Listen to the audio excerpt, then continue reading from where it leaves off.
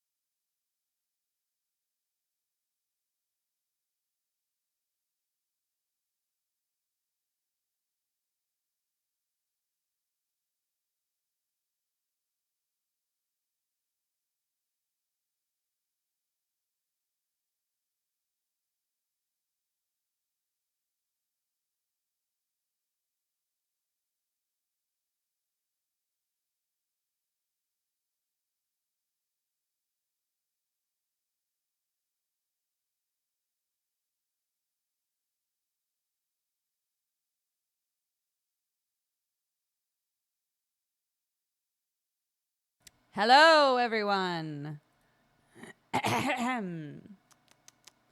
Welcome to the stream. Happy Sunday. You might be in a time zone where it's not Sunday anymore. I don't know. But we're all going to pretend that you're in the same place as me. And I see there's been a prediction. Am I on the new PC? Am I on the new PC? No. No, I'm not. No, I'm not. I will say, believers in shambles. So here's what happened, right? I get a text from Sam yesterday when he's already streaming, and he's like, oh my God, I didn't help you with the PC. I'm so sorry. I'll help you tomorrow. I was like, okay, that's fine. This morning, we're sitting on the couch. We're just vibing. And I was like, by the way, I would love help getting the PC out of that box. And he was like, right. Yes, let's do that. And it was so fucking difficult to get that box open. And when we finally did, we pulled the PC out, and it's not built. It's not built. The body parts are not on the inside, which Sam did not realize. It's an empty body. So I was like, I haven't built a PC in forever. I'm not going to spam build this PC right now. So, but I will tell you, I scooched everything to the side. I sat right in front of him, and I was like, I would love an apology now. I would love for you to I would love a formal apology now. And he was like, for what? I was like, you made me sound like such a bitch for not using this PC yet. And that box was so hard to open, and the PC isn't even built. And he was like, "You're right, I'm really sorry." And then we hugged it out. So no divorce. It's all sorted, but no, I am not on a new PC.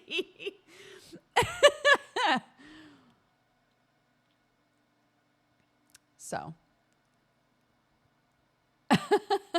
Sam has never built a PC before, I think.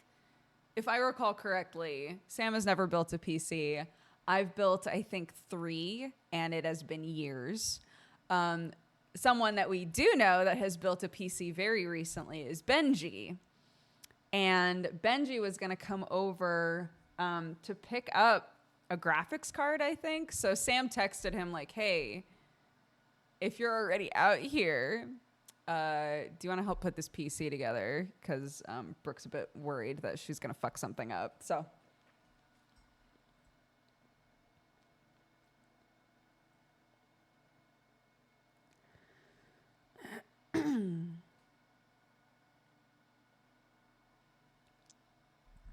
I built one this fall for the first time in 20 years, and wow, it's still a thing.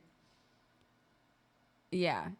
It is stressful. It's very stressful. Because the bits are so valuable. And you're like, if I do this wrong, if I touch the wrong thing, if I put it in the wrong way, right? Some people just like slapdick PCs together and it's fine. I was always so anxious putting PCs together, which is why once the option was there for me to just buy a PC pre-built, I would. That's always what I go for now.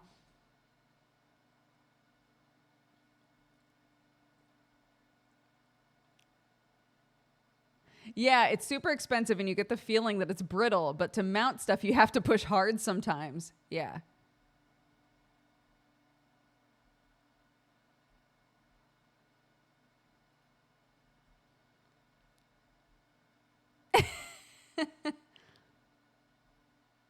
Nothing like putting something that costs a month's rent into the space of the size of a credit card. Yeah. Some wholesome stuff to tell you, though. This is like, we streamed the other day. We did a sponsored stream for the King, which, by the way, was very fun. I'm biased. They paid me money, but very fun. I'm trying to get formerly Bad Dragon Gang, now the Worm Gang. I'm trying to get Manda, Summer, and Bree to play that with me because I think it would be very fun. But we did that stream the day after we landed back home, right? So this is actually my first like formal, just like normal stream since coming back from Oregon. So formerly what? I was calling us the Bad Dragon Gang because we kept making bad dragon jokes while playing Minecraft D&D because of this dragon that's like stuck in your brain for the whole game. Sorry, spoilers. And it was very funny because people would come in chat and even DM'd my mods being like, "I don't think they realize that Bad Dragon is a dildo company." And my mods were like, They do realize that. They know that. But the other day when we were doing the For the King stream, I was like, oh my gosh, maybe I can get the gang to play this game with me. Someone was like, the O Worm Gang. I was like, that's actually really funny. So I renamed our group DM Worms and then just found a horrifying picture from the CGI Worms movie. So, you know, it can never be just something nice.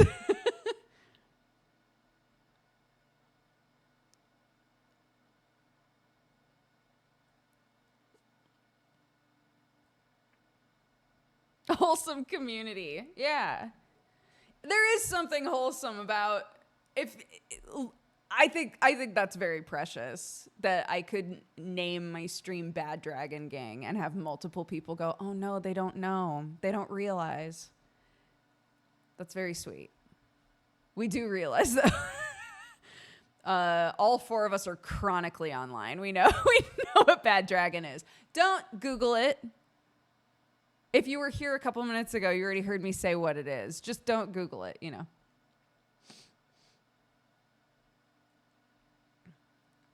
It's too late.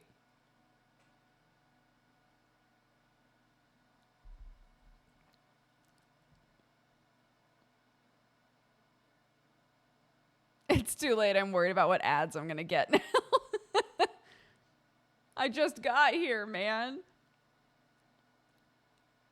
Yeah, unless that sounds right up your alley, in which case, definitely no judgment from here.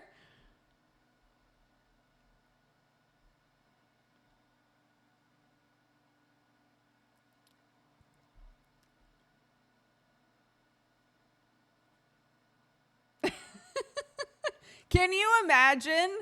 I don't know what I'd do if they were like, hey, we heard that you've been making Bad Dragon jokes on your channel. Would you like a sponsorship? I honestly have no idea what I would do.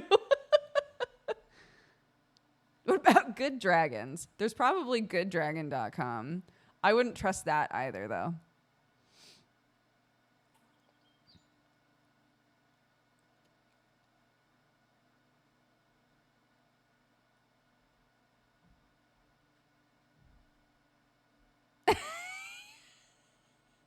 Yeah, once we have a bunch of mushrooms in the background, just hide one back there.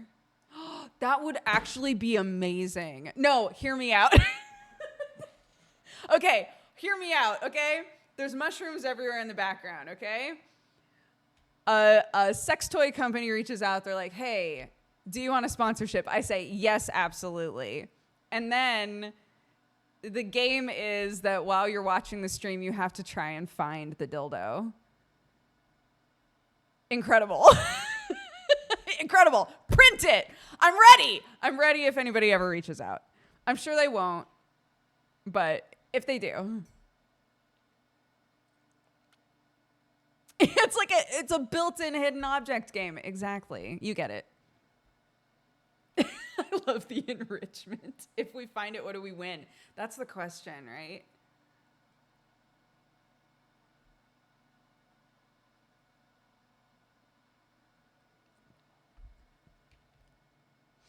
That would probably go against TOS, yeah.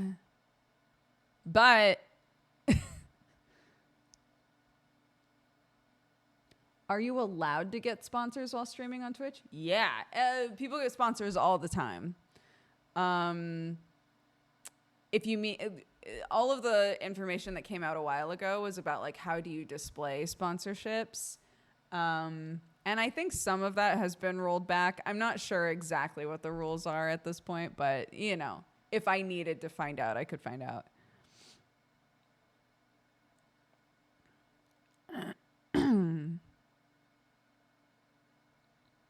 Oh, you mean like sex toys, etc., or more lewd stuff? Yeah, I'm not sure about that.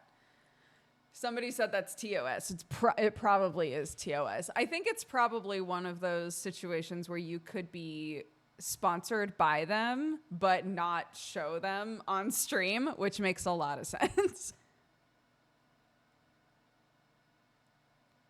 A streamer named K-Sun has done lots of sex toy reviews on Twitch. Oh, well, there you go.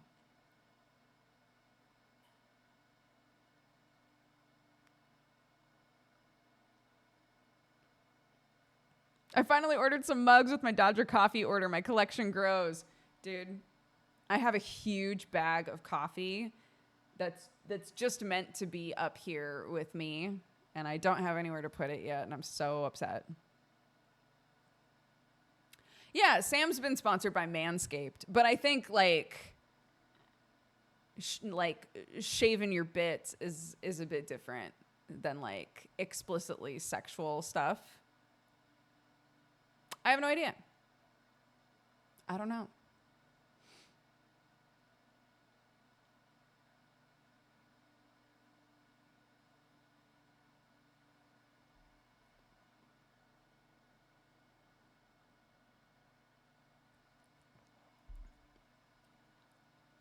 I can confirm those are different things.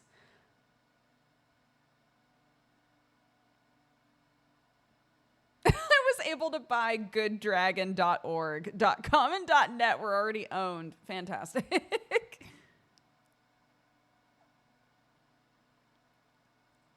Anyway, we should probably move on to a different topic because it's just a matter of time before somebody's like, here are my really detailed thoughts on sex toys, and then we're just going to have to delete a bunch of people. So maybe that's already happening. I just saw a deleted message. What did I come into? Hi, Marianne. We were talking about Bad Dragon, the company, but we don't need to anymore. We were talking about what would happen if we got sponsored by Bad Dragon. But we can move on. We don't need to revisit it. I can tell Marianne about it later. An interesting sentence to join in on. It was a good topic, but now it needs to die. It needs to be done now. Yeah, so I tried to reach out to the guy that made my bookshelf, and he is no longer accepting like commissioned stuff. So now I'm like, is it shitty? I don't think it is, but is it shitty to go to a person that makes similar stuff that lives near me? Because this guy lived near me, right? Go to a similar person or a person that's making similar stuff and be like, hi, I have this bookshelf and I want a thing to hold mugs that basically looks like this. Can you make that?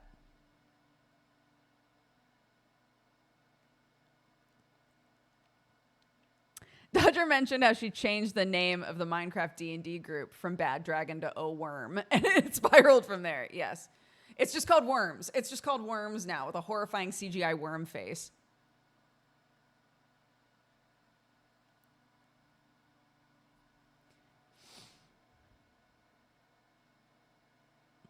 Yeah, for anybody who joined in late, Sam and I got the crate open. It took a lot of work to get the crate open, and then we pulled the PC out, and it is not built. It is, all of its guts are in boxes. So we were like, well, not today. Not doing this today. And then I got a formal apology and a hug. So I came out on top here.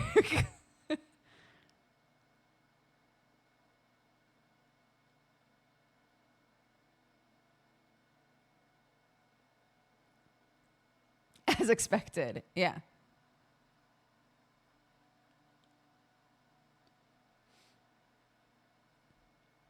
PC build as a crafting stream? That's what Sam said, and I was like, no fucking way.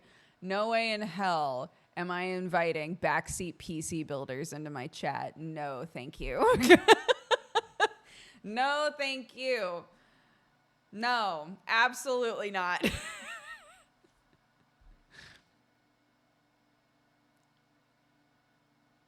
That sounds miserable. It is miserable. As someone who's built a PC in front of a person who knows how to build PCs, who's like, oh, no, actually it's fine. No, well, I'm sure it's really, you want to be doing it like that. Fuck that. Absolutely not.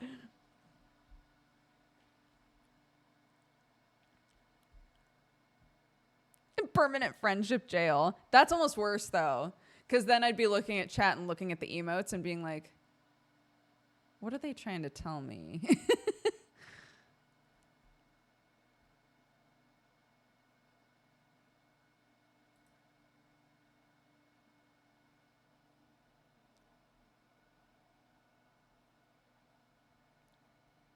I know I built mine wrong because I can't close the case, but it works. And as long as no one else can see it, it's fine. I totally, yeah, 100%.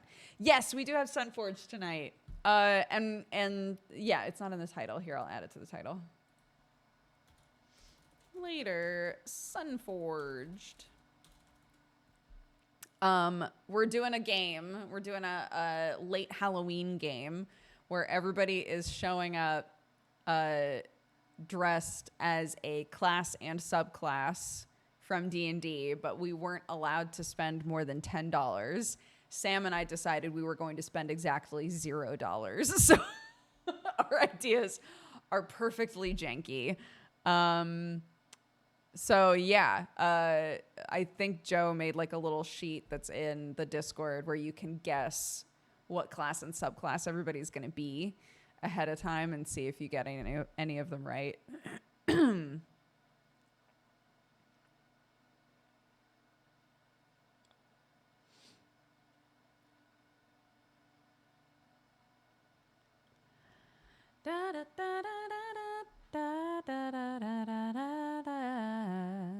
You shouldn't be seeing any ads. We should be good on ads for another half hour at least. Unless you just came in, then you might be seeing pre-rolls. I always click the thing that's like, don't show pre-rolls. As long as I'm running ads, please don't show pre-rolls, but it doesn't ever seem to work. Maybe they just joined. I thought I saw them talking earlier. That's why I responded that way.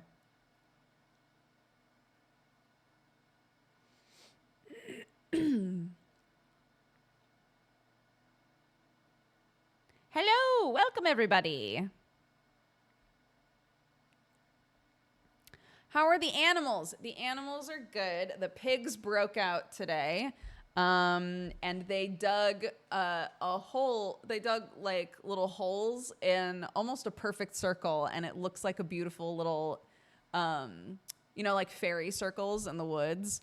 I was like, oh my gosh, we should just like dump a bunch of it's autumn, so they wouldn't like grow, but it would be really cute to dump a bunch of like flower seeds in those holes. A pig summoning something. Yeah, they broke out. They're lounging in the sun and digging holes, and that's fine. We'll fix them later. It's whatever. And the geese are good. The geese run around pecking the pigs, and the pigs' skin is so thick that they don't give a shit. So they're at war, but it's like extremely one-sided. The tortoises are not coming outside at all because it's too cold. So they basically come out, eat a little something, and then go back in. So the grass in their area is starting to grow. The pig area is so muddy from all of the rain and from them, like making their sort of like mud pit, that we've decided to swap them to a movable home. Because our field is very overgrown and no one will do anything about it for us. We've called so many people, including the farmer that's nearby, to be like, hi, could you help us with this field? And nobody can help us with it, really. It's just like too overgrown. The farmer would have to get some like huge equipment over to do it. So we decided, fine. We wanted to just grow a bunch of flowers and stuff out there anyway. So we're just going to move the pigs around. So it will never get like too disgusting in there. And they can basically just like dig up and destroy what's growing. I know that you can rent a goat. We've talked about this at length on stream, actually. All of the different animals that you can rent to do those sorts of things. We're going to let our already existing animals do the work for us. A goose pecking a pig is such a funny mental image. Yeah. We did bring the chickens. They got eaten. A fox broke in and ate all of them. So we'll be getting chickens again, but not until spring. We're in our mourning period right now.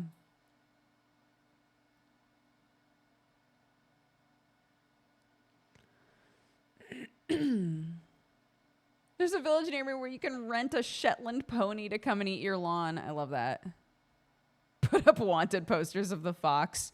We would get so many dings.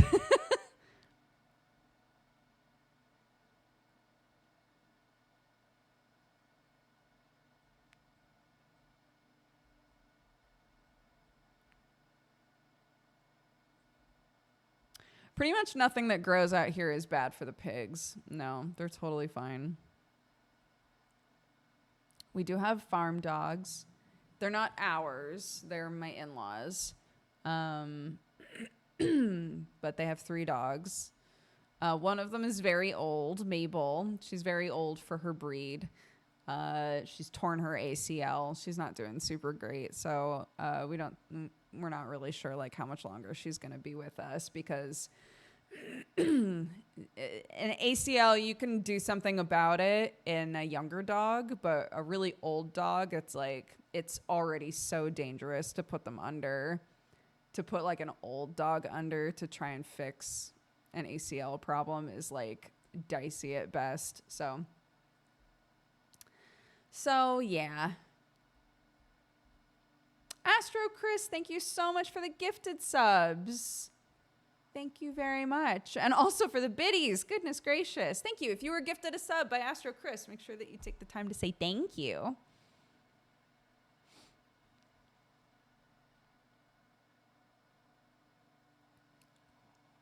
Yeah, well, I mean, we've got the geese now, which is nice.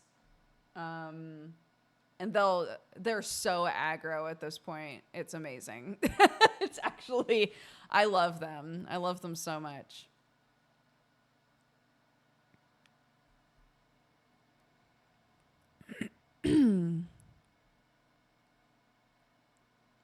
Tell me good doggo names. I can tell you the names of these dogs are Mabel and Nellie and Annie. And my family dog growing up was named Jake, and I love him, and I've never met a dog that I've loved the way that I've loved Jake. It's like made it really hard for me to ever consider getting a dog. Because I'm like, it won't be Jake, so what's the point? It's like that sort of a, situation. We had a dog named Trouble when we were kids. Cute. We had collies. We had Jesse and James. No, Jesse and I can't remember what the other one was named. Because when I was born, we only had Jesse. This is the problem with it sucks. But the reality of living really rural is there are just animals out there that have really, they just have it out for you. Whether it's because they need to eat or for territory reasons. So unfortunately stuff happens to your animals, like the chickens, But yeah, so we lost a dog before I was born, and then we had Jessie when I was really little, and Jessie was very sweet. And then after Jessie, we got Dalmatians, which are bonkers. Dalmatians are absolutely bonkers dogs. We had Penny, and then, God, what was the name of the other one? She had a litter of puppies. And we kept one of the puppies, and the rest of them were sold. And after Penny, it was Jake. Jake, my sweet boy.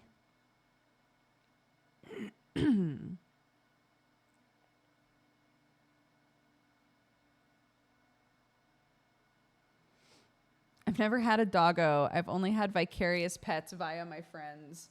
Oh my gosh. Dogs are a lot. I've only ever had outside dogs, which blows Sam's mind. But I was like, my mom was allergic. They were farm dogs. They lived outside. They had like their little houses and their kennels. And they were outside dogs, and that was perfectly normal for me. I think depending on where you live, that's more or less normal, right? Sam had never considered the idea of a dog living outside.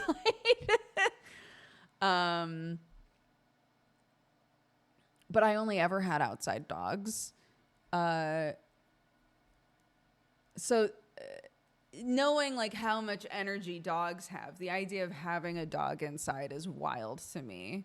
Like, especially like a medium to large size dog. I'm like, oh my goodness, that's so much. Cats are a lot already, and cats are small,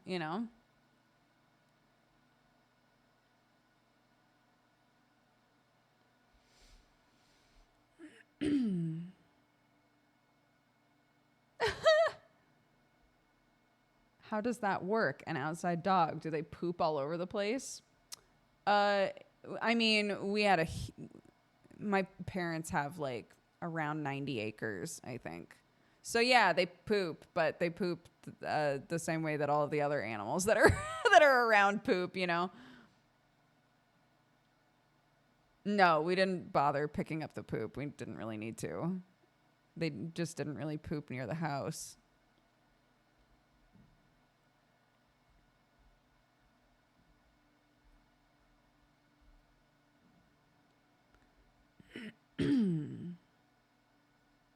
I too poop. Yeah, all of our cats were barn cats. Basically, people would, for whatever reason, even when we went to visit this last time, there were two cats that were just like out in the field. People just dump cats on my parents' property all the time. Um, And so some of them would live in the barn. Some of them, most of the time, they would just like hang out near the house, but wouldn't actually like interact with us very much.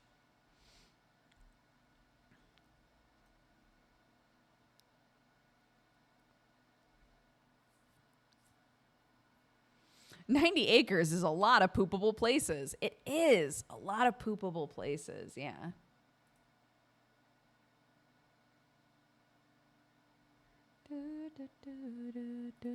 I know. Yeah, it's sad.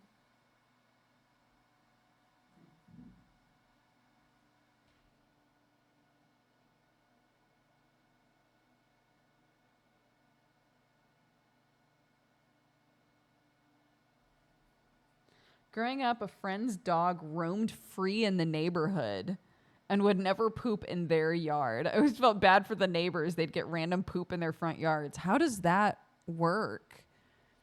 That's something I've never heard of, is just like letting your dog free roam in a neighborhood.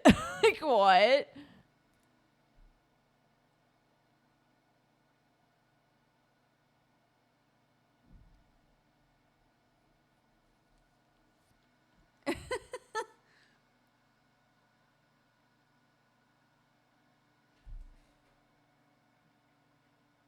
Yeah, I don't think that that's legal here, to just let your dog do whatever it wants.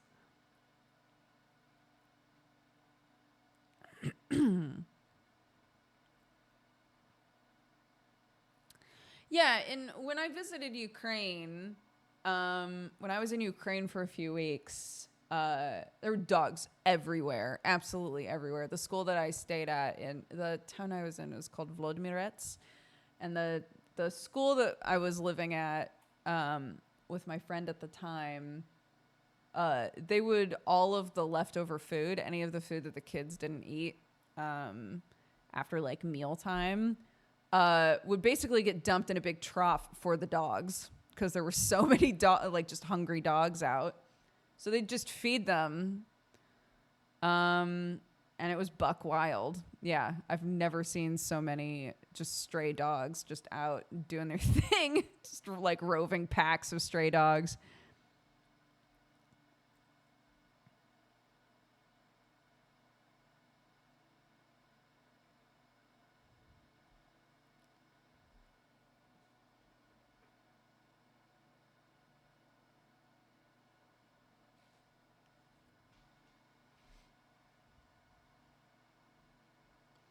Da, da, da, da, da, da, da.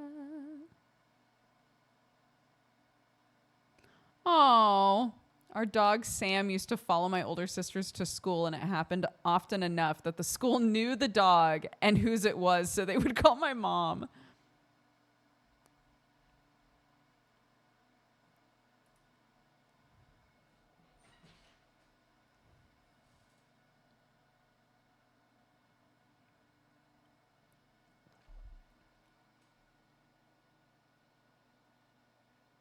You're saying they fed the kids dog food.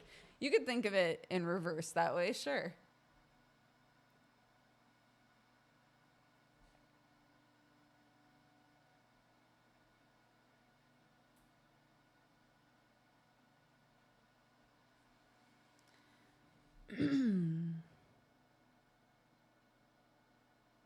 Those were the best days at school when a cat would randomly turn up in the school grounds and we'd all act like we had never seen a cat before.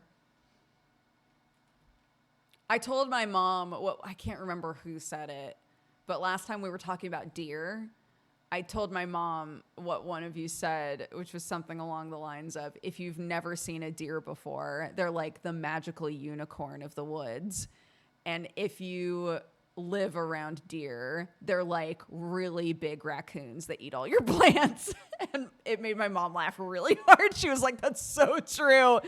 Because anytime somebody is like comes by that has never seen a deer before, when they see them, they're like, oh my gosh, they're so beautiful. A deer, look, it's got a baby. And if you grew up with them, you're like, get the fuck away from the orchard.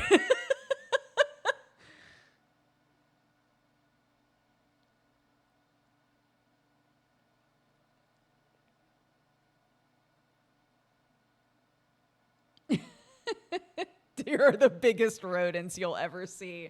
For real. Get out of there.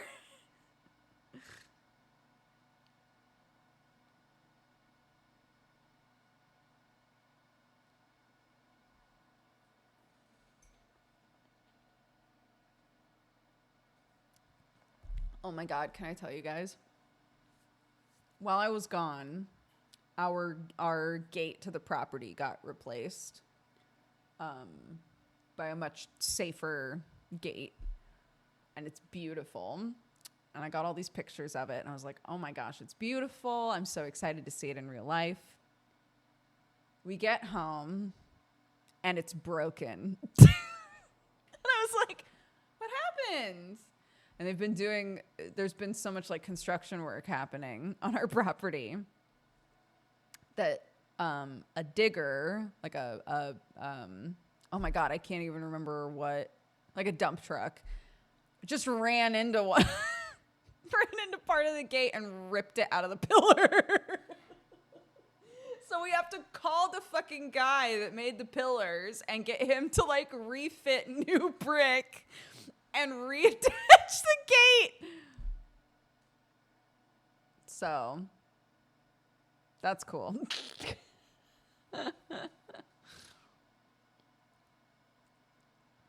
I know. I was like, oh my God, you had it for like 3 days. You're like, I know. Yes, the company is paying for it, but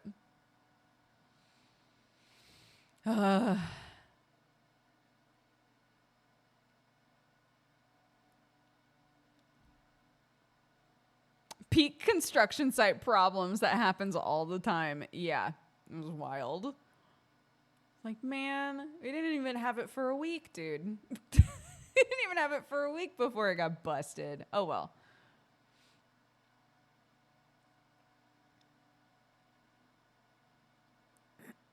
That's okay. It is what it is.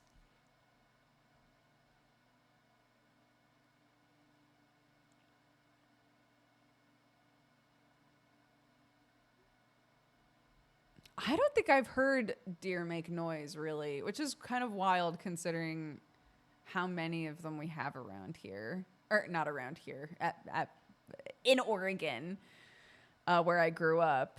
My nighttime thing was coyotes. Coyotes, depending on where you live. Coyotes. I would just listen to coyotes howl all night.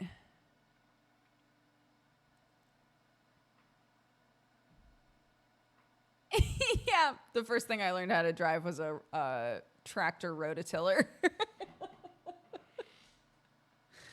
And I was like, I'm a driver now. I could drive a pickup truck. Easy.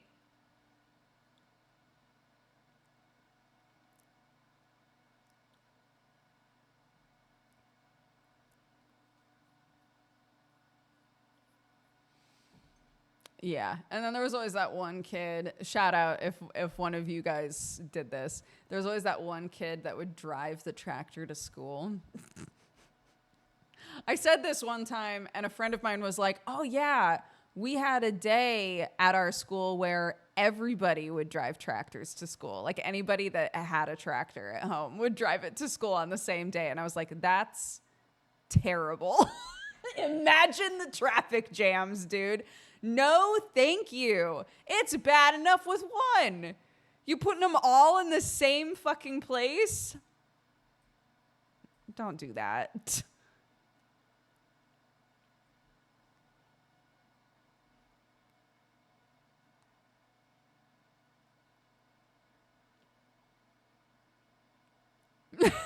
Everyone was late that day. We had one of those.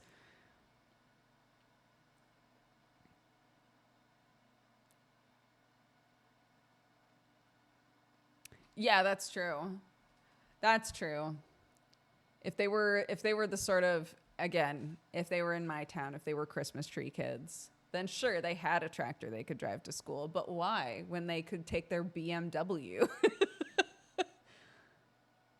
I'm imagining the parking lot. Yeah. What? It's not like FFA has their own lot, dude. Or maybe they do. Depends on the school. Christmas tree kids. I'll keep this short. I've complained about Christmas tree kids a lot. The area that I grew up in Oregon, produces a majority of the country's Christmas trees. So all of the rich kids at my high school were Christmas tree kids. They were the children of Christmas tree farmers, and they were unhinged weirdos. They were so rich. They crashed cars and would be like, it's fine, my dad will buy a new one. Like, just so weird. Just fucking, like, I can't relate to you at all, right? Sort of a person. So when I talk about going to school with rich kids, it's the Christmas tree kids.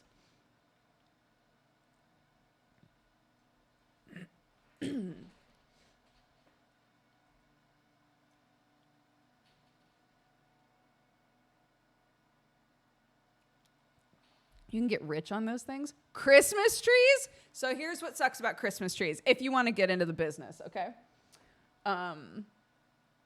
You have to wait for them to grow. That's the part that sucks ass, okay? You have to wait for the trees to grow, and it takes a while, all right? It's a long game. But once here are the hot Christmas tree tips straight from me.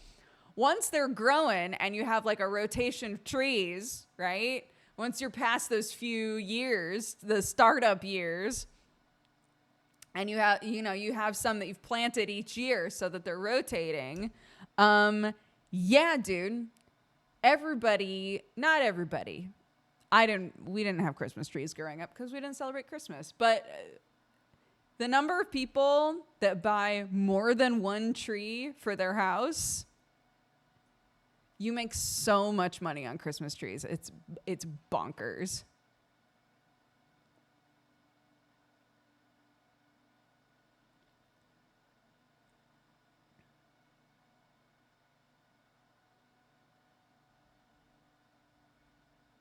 More than one tree. How big are these houses? Why so many? Yeah, a lot of people buy more than one, yeah. Which is nuts. Why? Sam and I barely buy one, and it's usually at the last minute.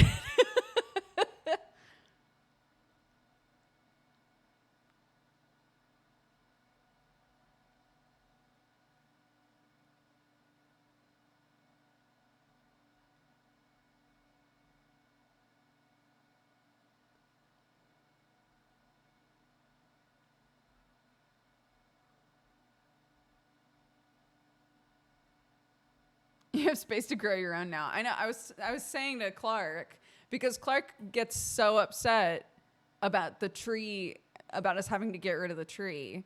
And so I've been planting the seed in this kid. And honestly, I think Sam is going to be the one who's like, that's so weird. I don't want to do that. I was like, Clark, you know what we could do?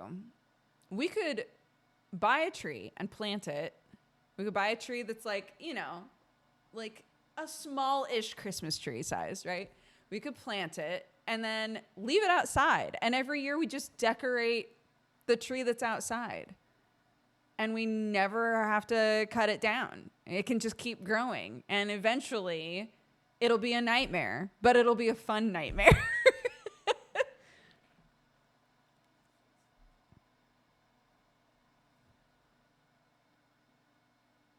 Right? Wouldn't that be cute? Eventually, it'll be so big that we hate it. And the idea of decorating it is just barf. But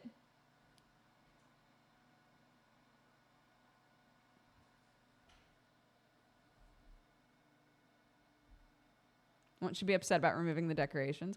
No, she was always fine about that. Removing the decorations was fine. She's upset about the tree. She's upset that the tree is dead.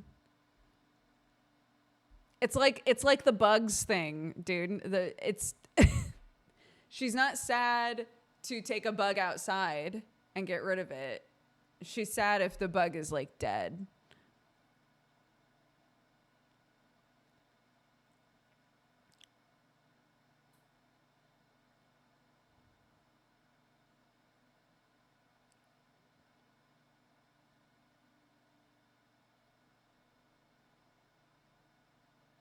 We have one in a pot that lives outside and we bring it in every year. The only problem is that it's grown so much that it needs repotting now.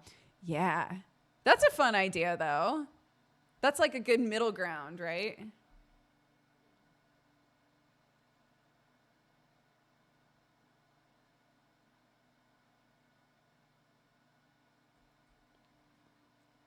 Yeah, I don't have any like affection towards trees in the house. Like any Christmas traditions, I have no like attachment to.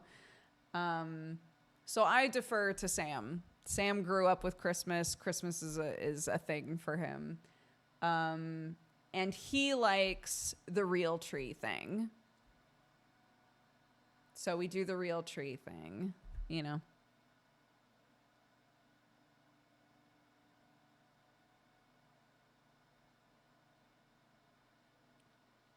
Hate the needles all over.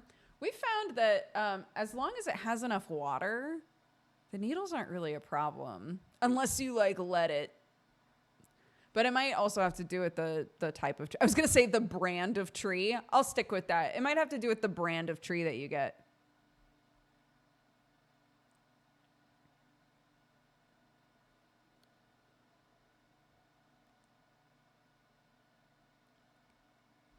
My parents also have a potted tree. They've been doing it for ages. They also had the problem in the past of the tree growing too big for the living room. And my mom was always going on about how my father was too good at taking care of it.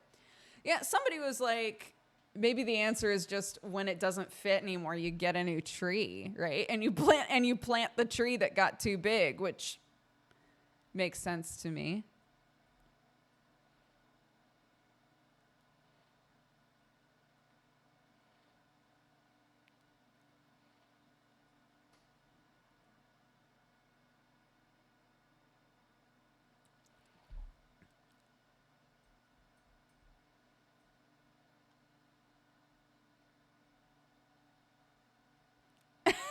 Cut a hole in the roof, let the tree grow to its full potential. Part of our house has really high ceilings, which could be good or bad. Like, how long could we push it if we had a potted tree? How long could we push this?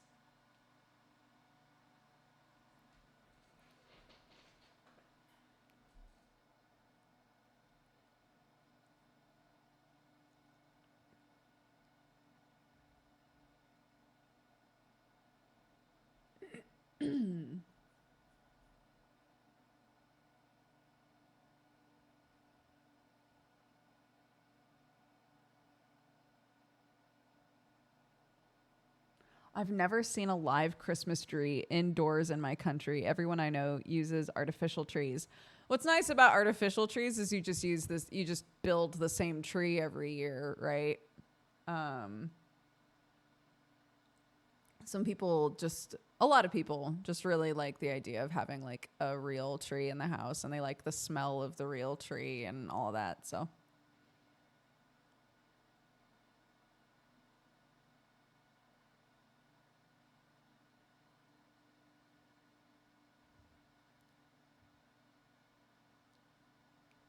tree Lego. Oh my gosh. Clark is finally in her, oh my God, I can just make stuff with Lego.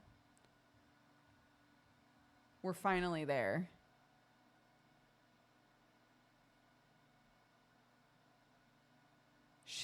One of her Lego sets, Sam and I were convinced that she was never going to take apart any of these Lego sets.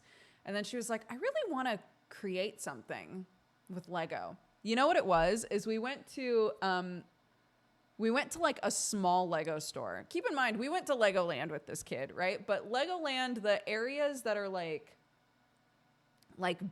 for building Lego at Legoland are a nightmare because there's, hundreds of kids rolling through these areas every day. So it was just like a bit too hectic, a bit too, it was just hard for her to focus on like trying to build a thing. She didn't really want to do that, So, we went to the Lego store, like a small Lego store inside of a mall with my sister. And they had a little setup there with like lots of different body parts. And it was like, you can make, what am I hearing? You can make like 3 Lego people for $10. And Clark was like, I really want to make Yumi and Daddy. And I was like, go for it, kid. So she made us as Lego people, and they're hilarious. And it was very cute. She gave all of us mermaid tails. Fantastic. And she was looking at the back of the store. They have big buckets that are just full of pieces organized by color. And she was like, what are those for? And I said, well, lots of people just like build whatever they want with Lego. That's what's great about Lego, right? Is that you can just create stuff. So if there's something that you want to create and you're missing a piece in a certain color, maybe you can find it here. And she was like, huh, interesting. And when we got home, because I was like, we're not going to get like a set here. We're about to get on a plane, right? So we're not doing that. But when we got home, she was like, I want to take apart one of my Lego sets so that I can create stuff. I was like, oh, really? And it's so cute. She'll be like, I've made a creation. And she's just making the weirdest shit. I love it. But we don't have, because we've bought like very specific like little sets for her. She doesn't have just like lots of like blocks, just block pieces, So I was like, it's finally time. It's finally time. I can finally get just a set of a bunch of Legos. So excited. Yeah, time to buy the bucket. Exactly. I was like, I'm going to get you a bucket with just multicolored blocks and you can go crazy. She was like, yes. She's so excited.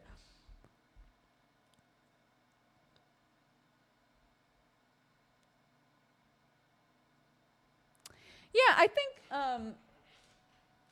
it's, there's something really good mentally about having a set, having the instructions, seeing if you can follow the instructions to build stuff, sort of getting the idea of how things can be built and come together, and what they can do. I feel like that's, and not always, but it's a nice first stage before being like, wait a second, I don't have to put these pieces in this order. I can do whatever I want with them,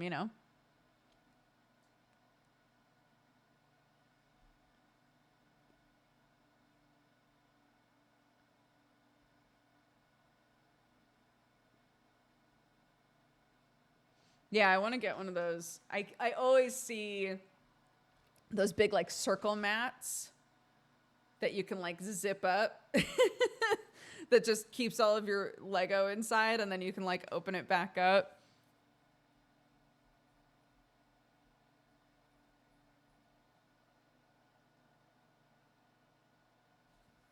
Hi, Captain Shack. I think I'm just not creative. I prefer following the instructions and building things I see. I mean, that's fun, right? It's fun to follow the instructions, I think. Both can be really fun. It's just like for Clark, it felt kind of like she didn't realize that she could do that, because she had only ever done Lego with an instruction book.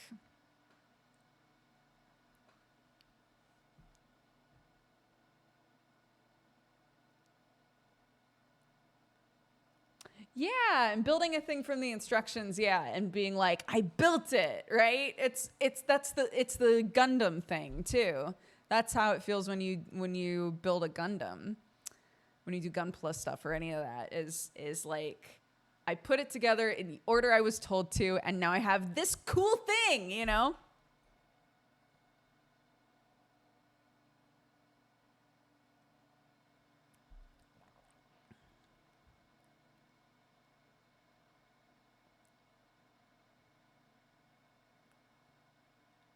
It's perfect, and now I'm poor.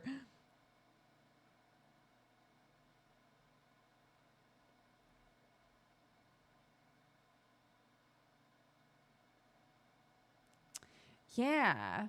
Yeah. So we're getting her a big bucket, and there was an option to like also throw in one of those like big green mats to build on top of. So getting both so she can build and create and do whatever. Sam's grandparents just like showed up, and we were the only ones home. This was literally right before I started stream. I like panicked because we were walking around the property, and I panicked and looked at my phone. I was like, oh my God, I have to start stream in 3 minutes. But they came into our house, and they like, most of the time when people come into my house, my immediate thought is like, oh my God, it's such a disaster, especially right now because we still have like piles of just stuff from the other house that we're working through, right? But his grandparents are always very like, it's your house, who gives a shit? Like, I don't care. Which is great. It's wonderful. It's such a nice feeling.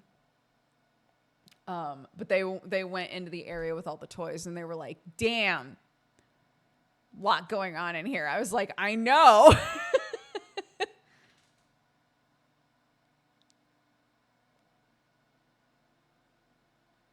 Morning, don't be a hoarder. Oh my gosh, you're right. Hold on.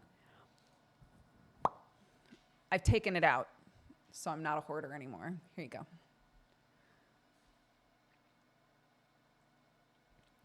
An ad is starting.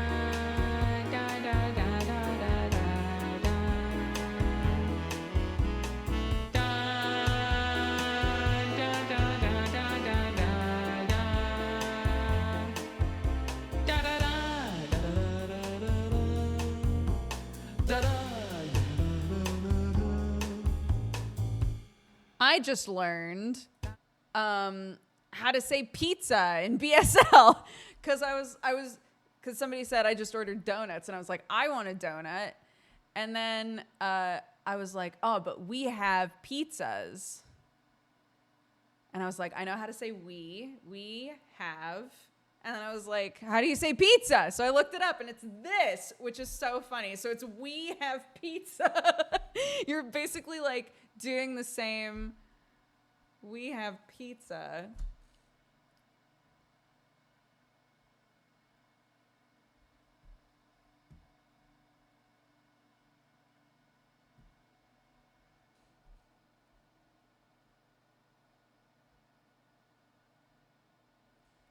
So now we know. That's how you say pizza in BSL. You're welcome. Can subs choose to see the ad to support you? No. If you're subscribed, you won't see the ads. You're already supporting me. You're subscribed. How do you say donuts? That's great. That's a great question. Hold on. Let's see. Donut. Oh, right. Y'all spell it different. Again. Oh my gosh, we've looked this up before. Donut. Donut. You have a donut.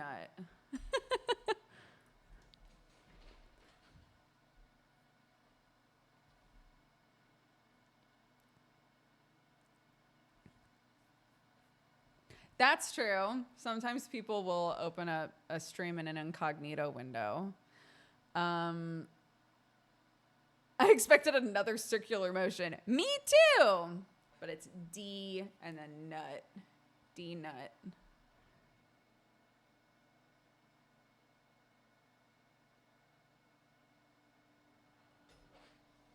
I'm subbed to Sam this month, but I still didn't get the ads on mobile. The ads just now. It might be because of your country. I don't know where you live, but different countries have different numbers of ads that get bought out. So depending on where you are in the world, you might see a ton of ads when the ad bumps happen. Some people see none. If there's no one buying marketing space for the area that you're in, then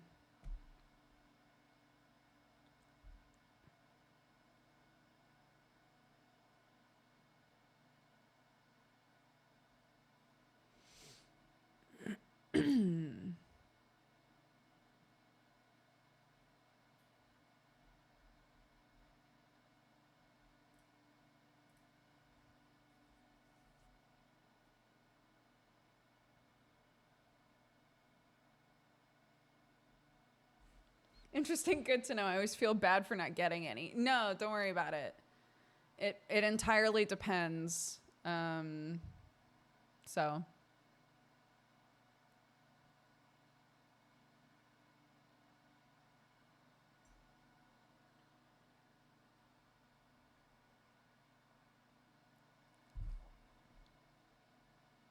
It reminds me, my old English teacher was very stern that they were dough nuts, not do nuts.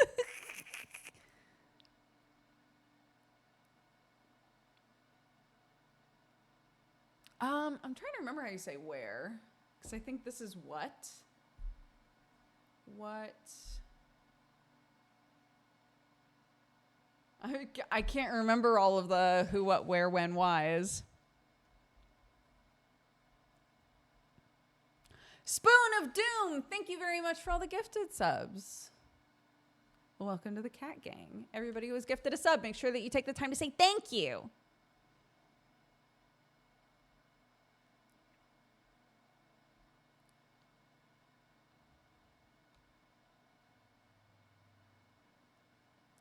There is such a thing as donut pizza. I'm not shocked. That makes sense. I was saying before we got on the donuts and pizza thing, when I was still muted, that we have a sponsorship for My Time at Sandrock, which is the follow-up to My Time at Portia, which we loved. We played a ton of that on stream. So I'm sponsored playing My Time at Sandrock on Monday night. So we got 2 streams for tomorrow.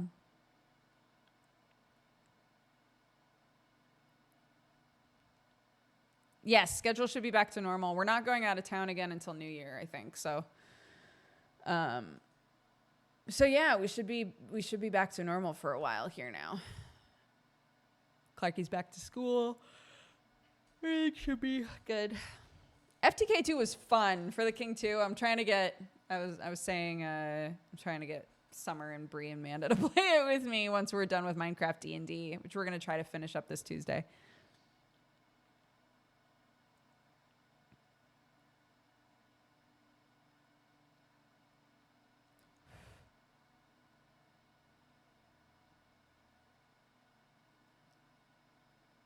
No Thanksgiving vacation. We just took it. That's why I was out of town. We did it early. They don't, we're in England. They're not doing anything for Thanksgiving in England. It's not an English holiday. So my family celebrated it on Halloween week so that we could be there because that's when half term is.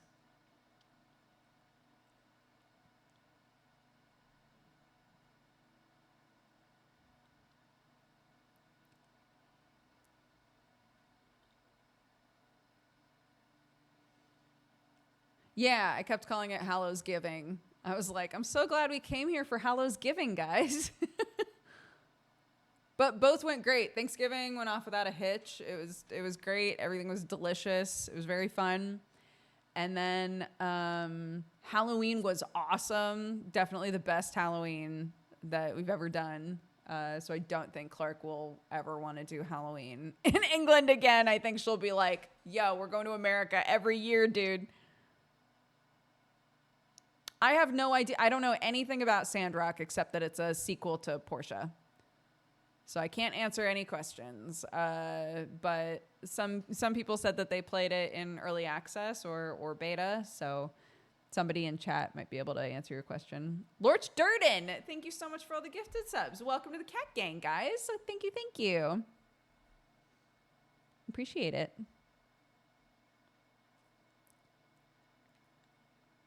Interrupting lurk mode to say after 13 years, I had to say goodbye to my kitty buddy a couple days ago. No, I'm so sorry. Thank you for providing some comfort and distraction. 13 years. Oh my goodness. Poor baby. It is never easy saying goodbye to a pet.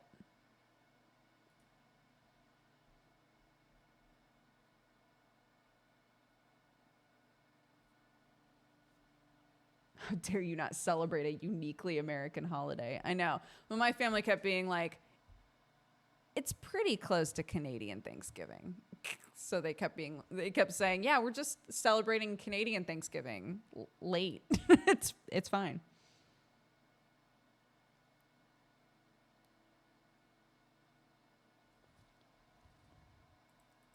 Why is there a big new button next to monetization? Oh no. What is this? The ad incentive program. It's new. Is it? Is it? Since when?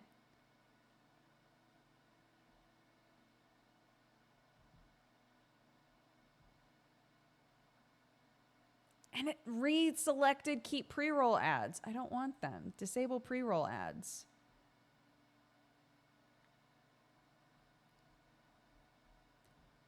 Goodness gracious.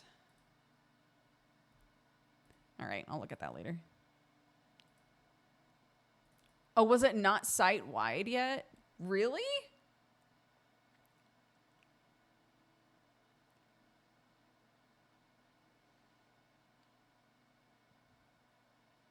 Honestly, it's a breath of fresh air for family to decide when to celebrate something. Yeah, I mean, we missed, we had 3 years there where we weren't able to come for either visa reasons or for COVID reasons. So I was talking with my mom and I was like, here's the thing. We really don't want to take Clark out of school. This is when her half-term break is. And my family isn't huge. It's pretty small. So everyone was like, oh, well, we'll just celebrate it in October then. That's fine. Who cares? It's about like all of us getting together and having a nice meal and spending time together. We can do it in October. It doesn't matter. So that was great. Everybody was fully on board with that. And I think like my sister is planning on doing like a second Thanksgiving at actual Thanksgiving time, but with like different parts of her family. And I was talking with Sam and I was like, oh my gosh, we could do like a Friendsgiving thing here. We could have been doing Friendsgiving the last couple of years anyway. But I was always so sad because we had missed it. So it felt like sad to do it, because I really wanted to be with my family. But now we did the family thing. We did it. So I'm kind of like, oh, maybe we could do another thing here,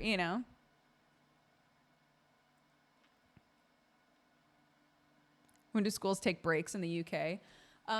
Basically, they have way more breaks than we do in America. So there's, you get the full term, and then in the middle of the term, you either get 1 or 2 weeks off, and then at the end of the term, so Clark just had her half-term break, and it was 2 weeks long, and now she's in school until like Christmassy time, and then she has her Christmas break, which I think is, aside from summer, their longest break, which is the same in the US.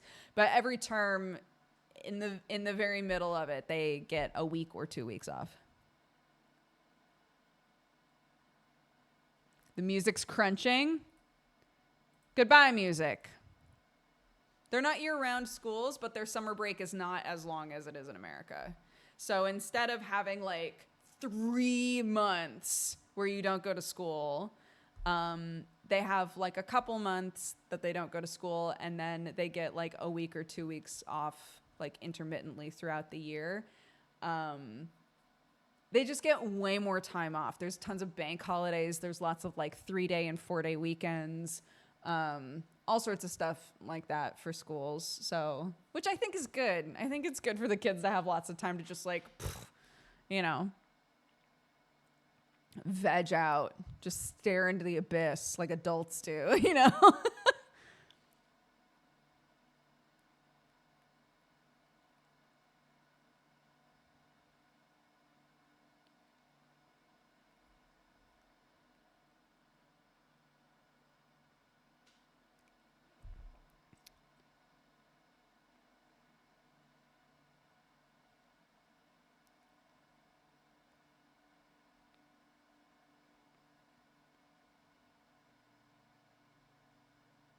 Veg out. Yeah, that's a really common term where I grew up.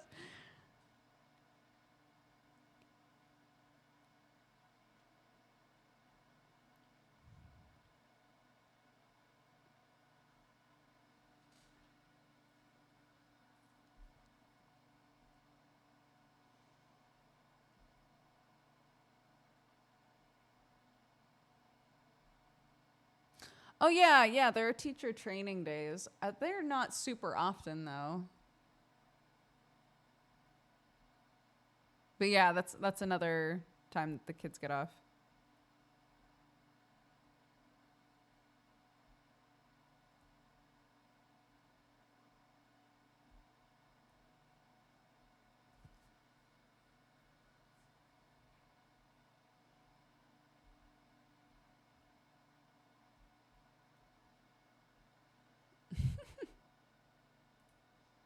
Double checking that everything's good.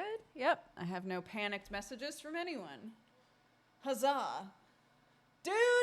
Oh, God.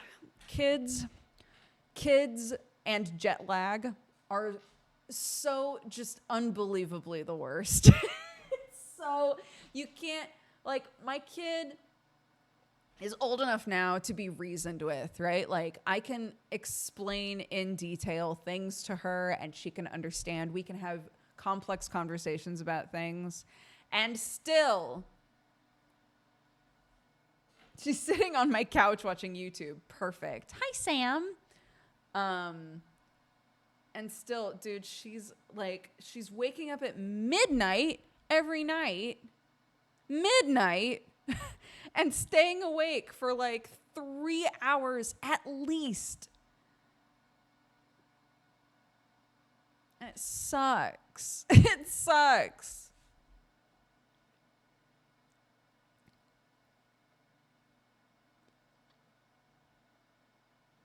And last night, she woke up and she was like, I want breakfast. I was like, homie, you've been asleep for like 2 hours. So, so no, 3 hours at that point. Like, no, you're not having breakfast, dude. And she was like, but I'm hungry. And I should listen to my body if I'm hungry. I was like, that's fair. But I desperately need you to go back to sleep. We're trying to fix a thing that is deeply broken here. This is so many nights now in a row of you just being awake in the middle of the night. And she was like, I'm going to go make myself cereal. Got up, left the room. I kept expecting her to come back and be like, actually, no, I'm not doing that. Literally went downstairs, found the cereal, grabbed the milk, made herself a bowl of cereal, brought it upstairs with a spoon. And I was like, I'm actually so impressed right now. I'm actually so impressed. So she ate. She would just like climb out of bed to take bites of it because I was like, you are not eating that in bed. She ate a whole bowl of cereal and we played Tetris on my phone for like an hour. And then I was like, okay, now I desperately need you to go to sleep. And she was like, okay, no problem. And then proceeded to stay awake for another like hour and a half. I messaged Sam like, I don't know what to do. I don't know what to do. I don't know what to. She did put the milk away. She put the milk away. She closed the fridge. I was so impressed. Anyways, yeah. It's like I don't know what to do. And then Sam was like, I'll come swap with you. I just need to come inside and warm up for a minute. So he came inside and then Clark was finally settling. And I was like, don't come in. Hold on. Don't come in. Wait. She might be falling asleep. And then it was another half an hour of me being like, is she asleep? And her going, Mommy, where are you going? I was like, no! So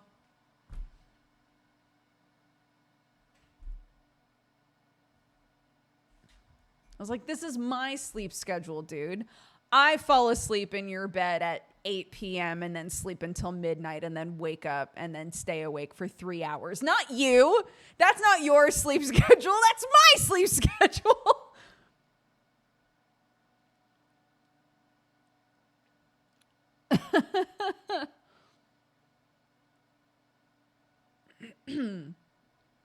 It's full circle. She's becoming you. No,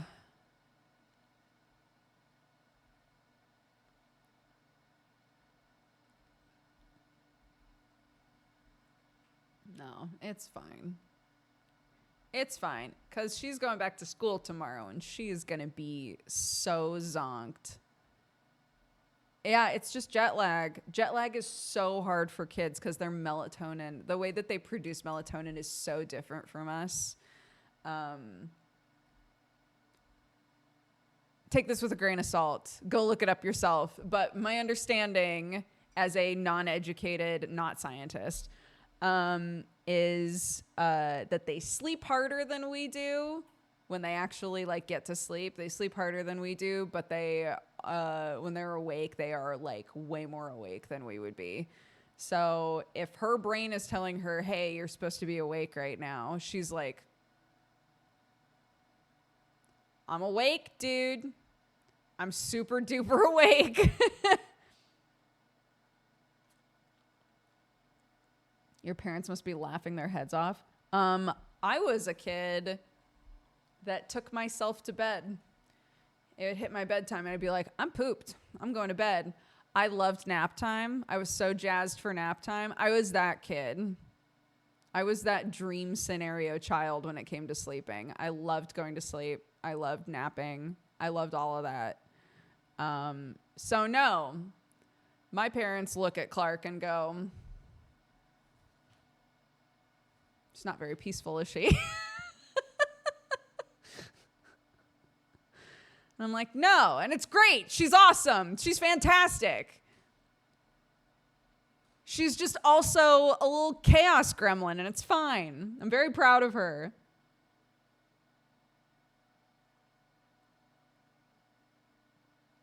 Very honk shoe. Yeah, I was a very honk shoe kid.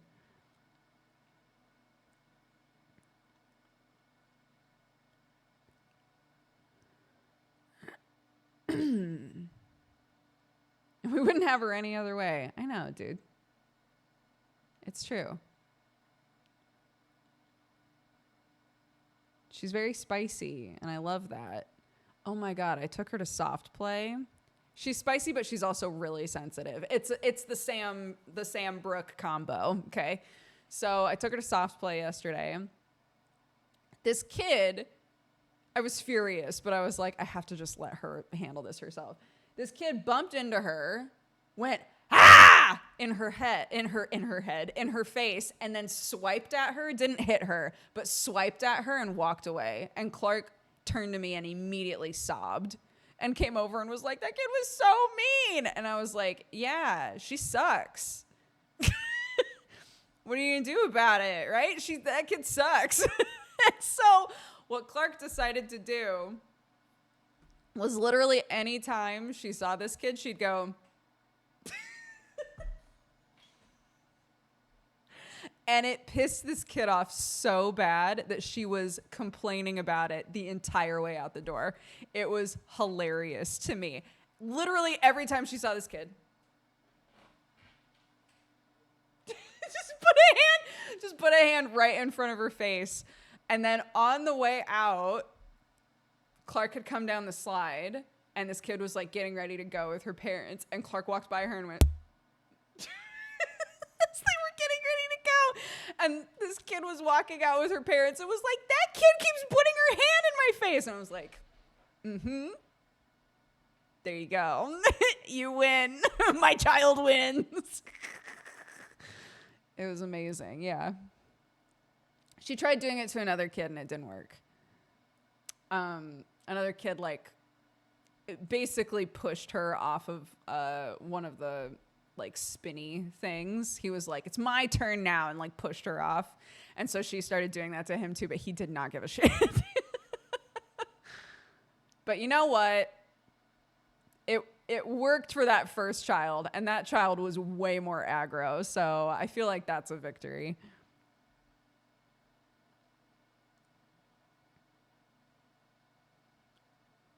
I can't win them all. Can't win them all. No. And I was like, oh my gosh. When I was a kid, we would call that talk to the hand because the ears ain't listening. And she was like, She was not impressed at all with that. She's 5. The perfect age to be like, you got to figure out how to deal with kids that suck, you know. Or not kids that suck, but kids that do like shitty things, right? A kid does a thing to you or behaves in a way toward you that sucks. How are you going to handle that? I can't always be there, dude, you know? What's the strategy here?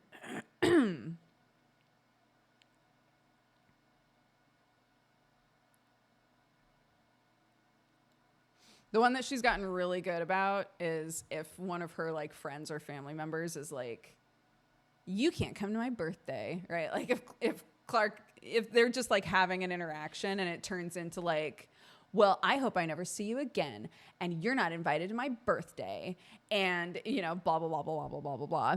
I told her really early on to just say, okay, let's go. Okay, that's fine. And she's gotten really good at that because it's a way better reaction than getting upset. And Clark used to get really upset by that. Like, she said I can't come to her birthday, right? Because that's literally the worst threat that a kid can come up with at that age. And I was like, honey, they're just being mean just to be mean because they're feeling, there's something else that they're feeling right now. And they're just choosing to say a mean thing to try and get it out, you know? So Just say okay. Just don't let it get to you, because that's what they want, you know. And it doesn't mean that they're a bad kid. It just means that they're being mean right now. So just say okay and walk away. You don't have to play with them if they're being mean right now, you know. The emotional devastation of, well, I'm not going to be your friend anymore. For real. And it is so devastating to little kids. Like, what do you mean? Yeah.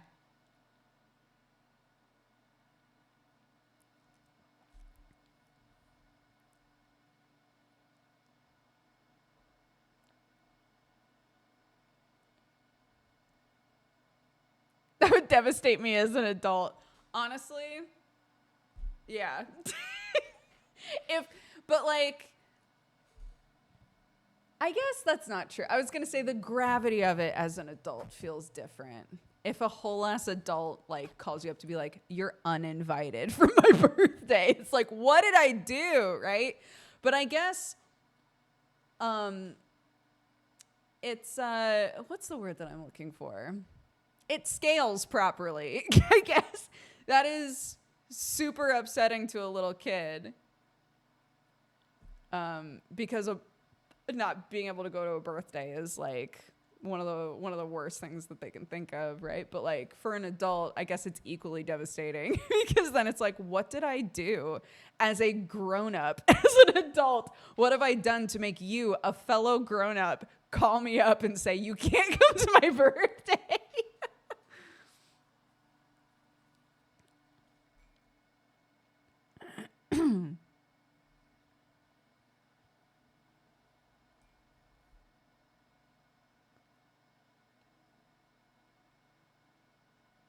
You didn't just not invite me, you let me know. Exactly. It's not the same as just like, I just didn't tell you I was having a birthday. I invited you and then uninvited you. What did I do? You know?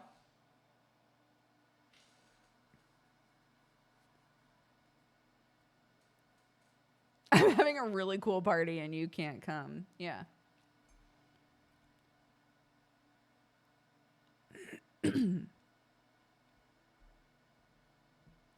Someone said, are we making a tier list? I don't know what the tier list would be of.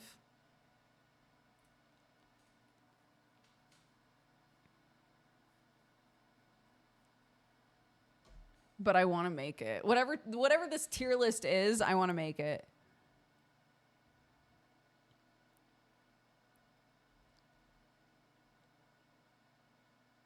A tier list of how angry it makes the kid. Okay, yeah, sure.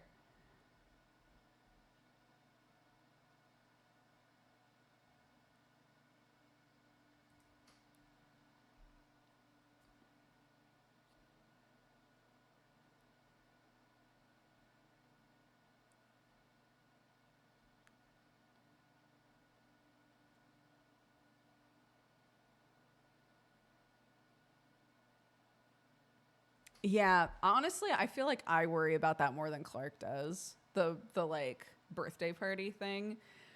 When Clark was having her 5th birthday and we decided like we're not going to do what all of the other parents are doing and just invite all of the kids in the class because we can't. That's not sustainable for us, right?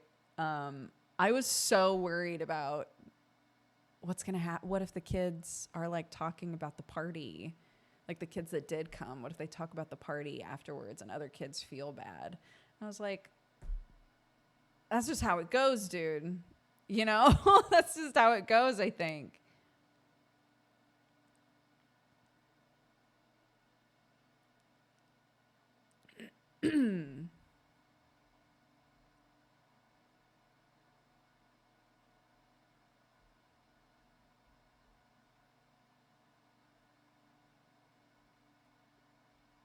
If my brother used, I'm going to tell mom or dad against me again, it would still make me freak out.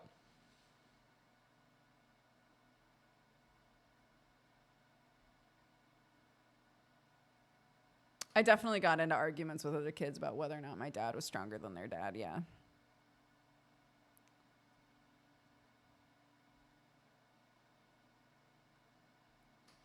Oh my God. You know what I saw?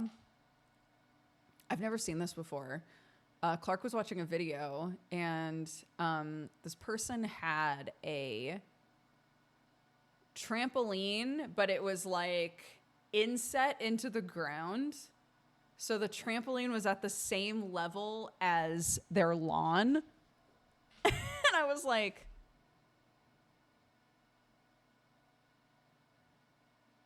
I don't know that I would want a permanent trampoline, but maybe I would. You know, I used the trampoline so much as a kid that part of me is like, that would be awesome. But if you're like doing flips and stuff off of the trampoline and you land on solid ground, you would hurt yourself, wouldn't you?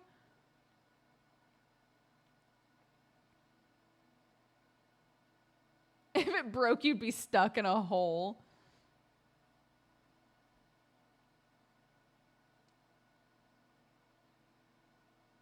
That's the same with a regular trampoline. But with a regular trampoline, you have like a visceral understanding of where the edge of the trampoline is. I'm wondering if I guess, yeah, because you'd still have that big border around the outside where the springs are. So it would probably be fine.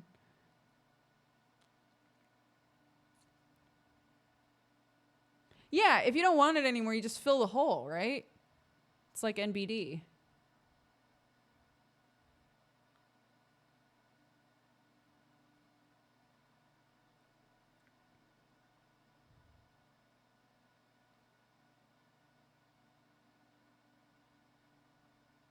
The springs at ground level are the bigger safety concern. Well, the springs aren't on the ground.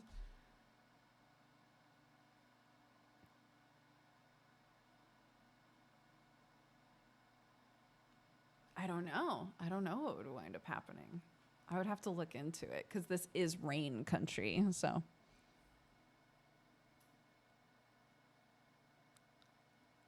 You're also missing out on a pre-made fort during winter. That's also true.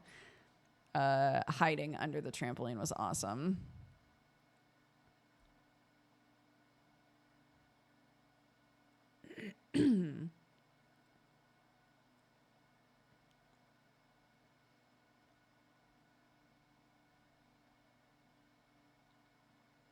We did have a trampoline cover. My family did. We never had the like netting around the outside. I've seen a lot of trampolines with that. I'm sure that that's much safer.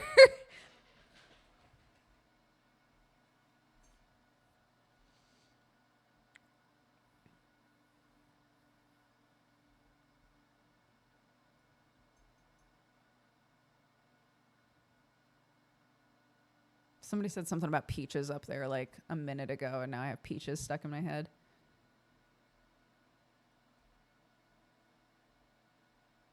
We were discussing, oh my gosh, I'm sure you can look this up. I was discussing when we went to visit Thierry and hang out with her family, which was very fun, while we were in Oregon. We were talking about Jack Black in the Mario movie, and we were like, do you think that they already planned to have the Peaches song in the movie? Or when they cast Jack Black, were they like, yo, we got to get Jack Black to do a song in this movie? Which one? I'm going to see.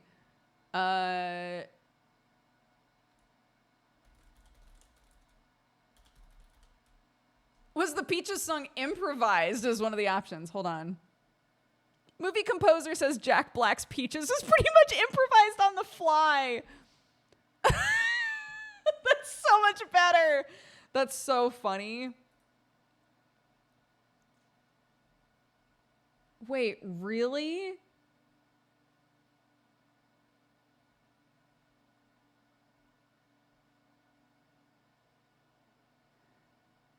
Black reveals in an interview that Peaches was improvised during his recording session with the film's directors. That's amazing. That's so good. That doesn't surprise me at all.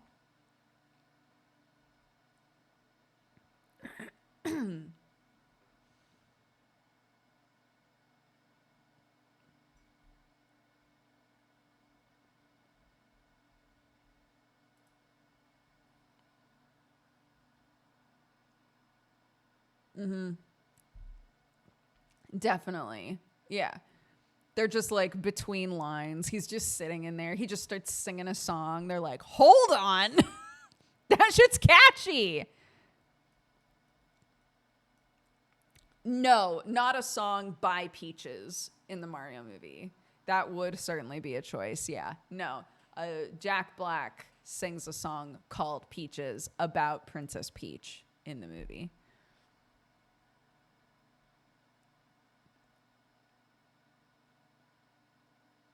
I haven't thought about Peaches in forever. Huh? What? I was like, wow, really?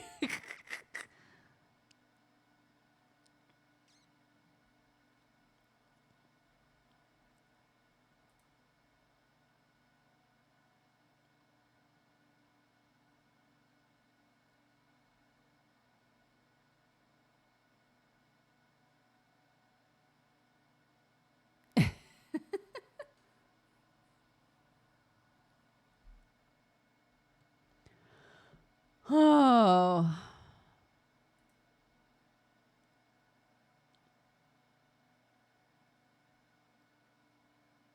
What else is in the Teaches of Peaches? Huh? What?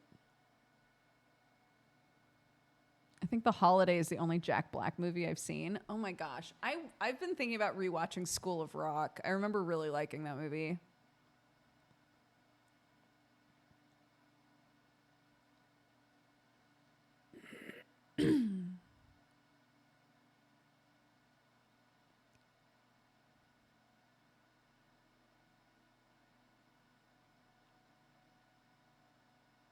School of Rock is still great. School of Rock holds up. Nice. Yeah, I want to rewatch that movie. It's been a long time. Are you doing any more changes to the room you're in soon? God, I hope so. God, I hope so. I need to get my bookshelf back here. I was just talking about that with Sam. Get a thing built for over there. Sam's grandpa is a carpenter, so I was explaining to him that I have this like loud server in here. And both things that I've bought to put it in, it has not fit properly. So I might wind up building a thing.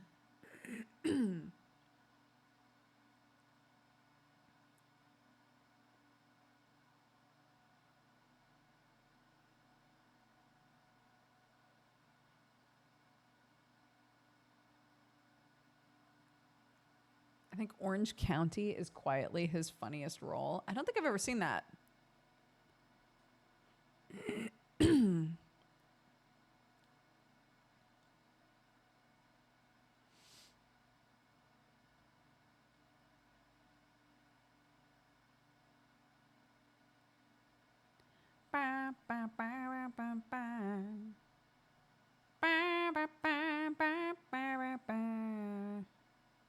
Beaches, beaches, beaches, beaches, beaches.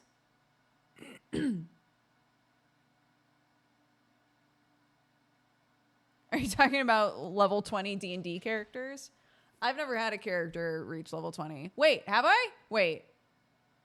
No, we did a follow-up Godforged session, like a mini session, where all of us were level 20, I think. Bye, Tom. Have a good day.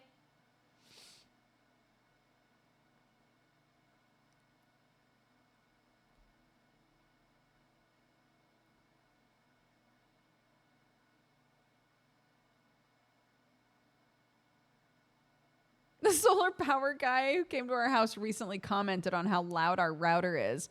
And we had to explain it wasn't the router. It's the tiny Raspberry Pi that we run the Discord bot games on. That sounds like a jet engine. Oh my goodness.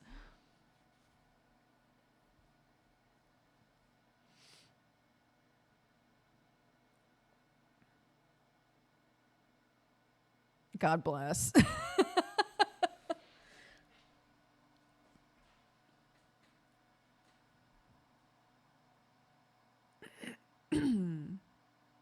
Yeah, I mean, and we basically were in the level 21 shot. Like, all of us were just insanely powerful. Somebody was like, isn't level 20 basically like a demigod status? I would say, yeah. And it entirely depends on the DM and how the DM has outfitted you. But Joe in Godforged was always really good about like giving us lots of options for items and things, like really rewarding us if we pursued stuff. We all had in Godforged what was called our legacy item, which was basically an item that was specifically having to do with our character or the storyline of our character, that would scale with us and give us something that was in line with what was happening with the character. So like, I guess spoilers for this is like a mini spoiler really, but as just like a sort of basic example, Sam's character is a giant polar bear basically in Godforged. And he wound up having like a big focus on like grappling and strength. And so over time, he basically got like through magical means, he basically got bigger and bigger and bigger. He became like huge, like just a gigantic bear. So a lot of stuff like Joe tried to sort of track like how we were playing the characters, what was going to help us play the characters in the way that we wanted to, and gave us items that supported that. And I believe that's his plan with Sunforged as well, is to have that wind up happening. But so with that, yes, it was very easy with support that way for our level 20 characters. And even before that, like we didn't even need to hit level 20, but for us to really feel like beyond what mortals are,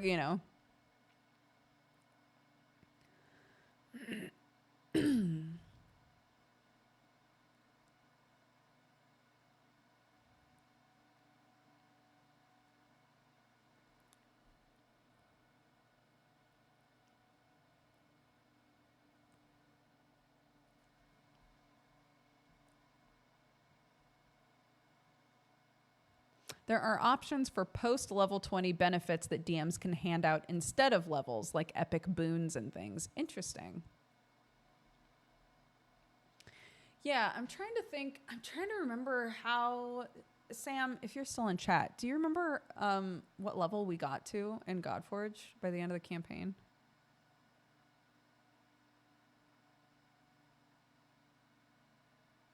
I want to say we were like 15 or 16.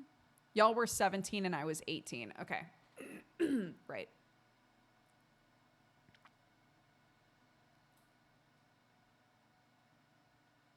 So we got close. I think before that, the longest the highest level a character had been for me was Alis, and Alis was 11, I think, 11 or 12. But a lot of games don't last long enough for you to hit really high levels, which I think is why sometimes people will do campaigns that are like, all right, you're starting at level 10, because depending, you might just not, as a player, ever get the opportunity to play higher level characters if the campaigns don't stick around for long enough or people aren't able to meet often enough,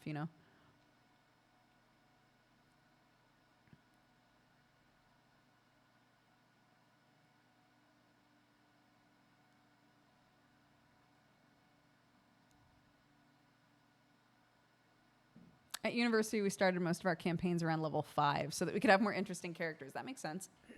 And then there's always that party that's like, we've ran these characters for 22 years. Yeah.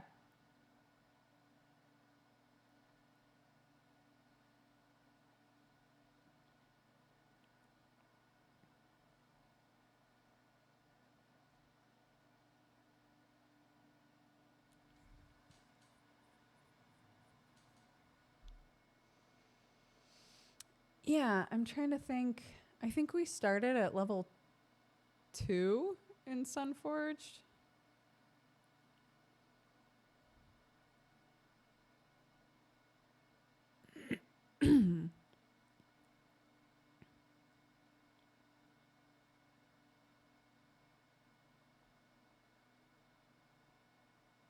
With Brett's hardcore streams, a lot of folks have realized how shitty the default XP system is. Yeah.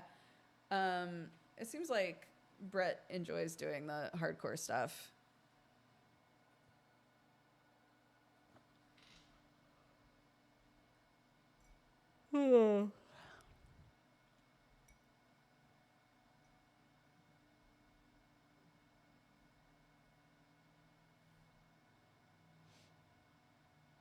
We gotta nuke this entire continent in order to get to level 5. Yeah.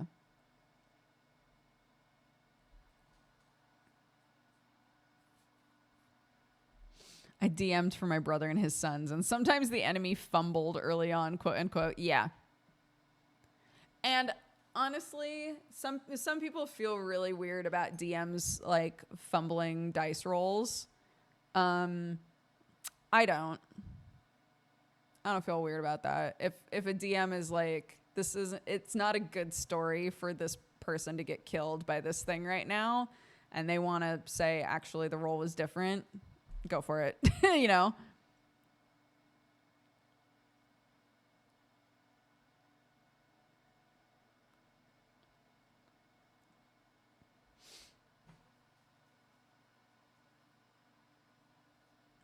I'm always surprised when people are like, this is my main D&D character and take them across campaigns. Yeah, I've never done that.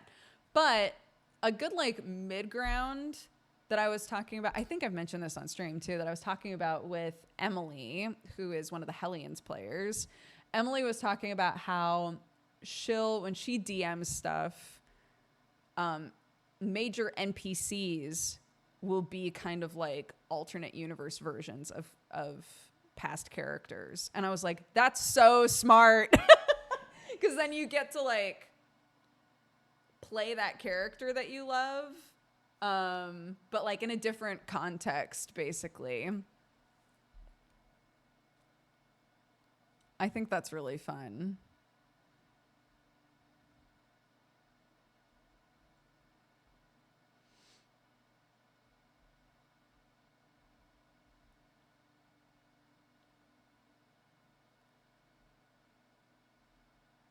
I turned an old NPC into Santa Claus one year. That's cute. That's very cute. I like that.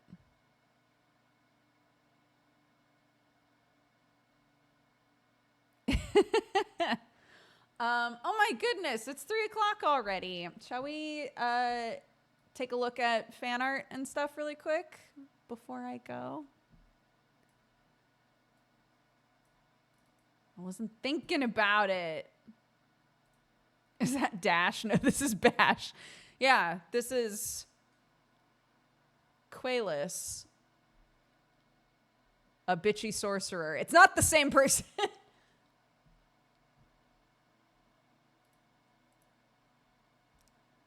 Let's see. When's the last time we did fan art?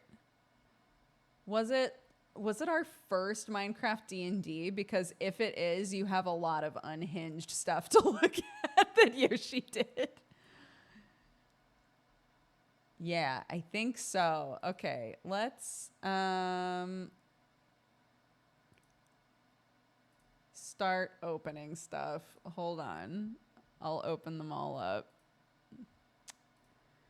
So basically, we're trying to finish it this Tuesday. So if this fan art makes you go, I should watch this, we'll be doing it this Tuesday night. But there's a D&D map for Minecraft with like a built-in adventure and voice acting and stuff. So I've been doing that with Summer and Manda and Bree, and it's been very silly and very fun. And a lovely artist who does a lot of art in the IO Discord named Yoshi has been watching and doing art along with it, and it's so good. There's so much of it. Hi, Summer. We will finish it. Yes. Are we really? Did we not see? You guys didn't see us as minions? Did we show us dressed as minions? Or all the Beauregard art? Did we do any of that? Oh my goodness, there's so much to see. Okay, hold on. Okay, there's so much to open. We're working on it. We're working on it. Summer thirsting after a giant woman.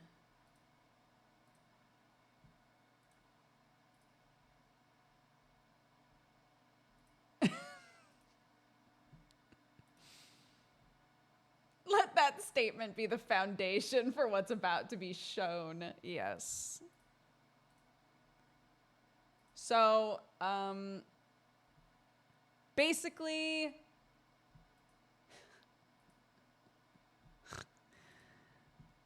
the storyline of the Minecraft D&D stuff is that you're a kid from a town. The game talks to your group as though you're one person. You're a kid from a town, and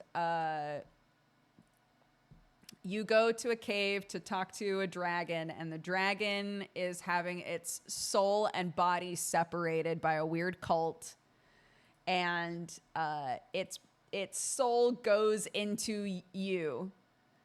So you have like a mighty golden dragon just chilling in your brain for the whole game, and you're trying to help with that and also defeat like these weird worm cultists. So that's the context, okay? That's the context of all of this weird shit that you're about to see.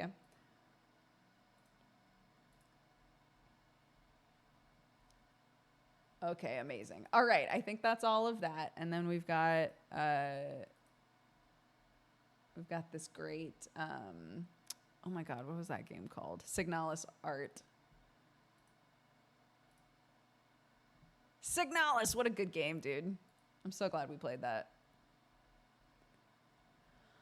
Okay. Actually, let's do the Signalis thing first, because literally everything else is Yoshi. Should I ask my mom if I'm allowed to watch this? Okay, let's bring it up here. Where is, oh, window. Window? Sure, whatever.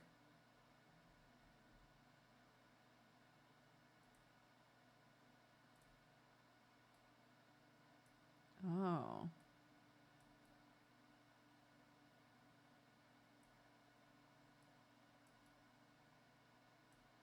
Sure. Sure, whatever. Sure. Okay, so Cyberduck did this. This is basically my PNG tuber, but as the Signalis character. This is a goof on the sound that happens when you save the game. It's basically a scream, so I would just scream along with it. But it's very cute. So it's me as the Signalis character, and then the cats as other replicas. It's very cute.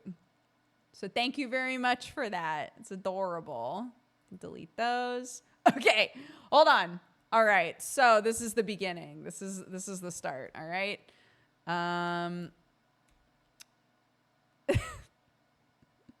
This is the start. It was Leif Erikson Day. Either the day that we played or the day after.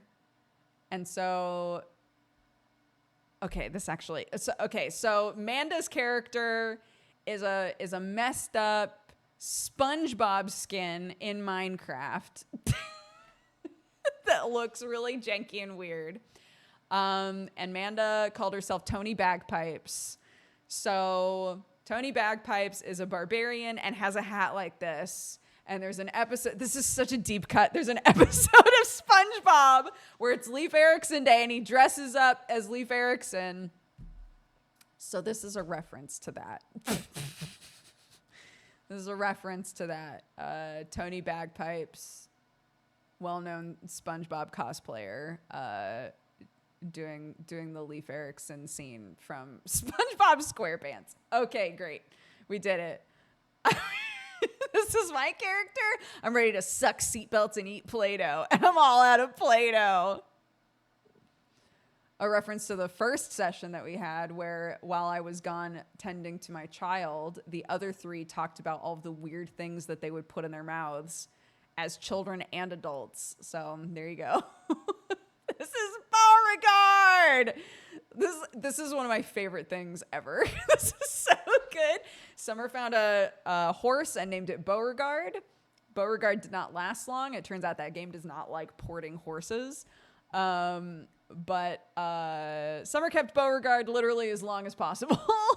Drift King, Beauregard. Here's all of us as minions. I don't remember why this happened, but I love it. So this is me, and this is Tony Bagpipes. This is Summer, and this is Bree. So this is Beauregard drowning because Beauregard was ported into the sea when we tried to take him with us, and got stuck there. So rest in peace, Beauregard. Rest in peace, Beauregard, the Drift King. We went into a den with mind flayers, and it really fucked with me. They kept trying to grab me, and it freaked me out. This is Summer hitting on a giant woman. Please crush me, ma'am, says Summer in real time. Tony had tons of money. Tony bags of money. I also got a horse, and I named it Uzumaki Naruto Grimjaw Snape. She was like, I did not hear that properly. So here's what I think I heard.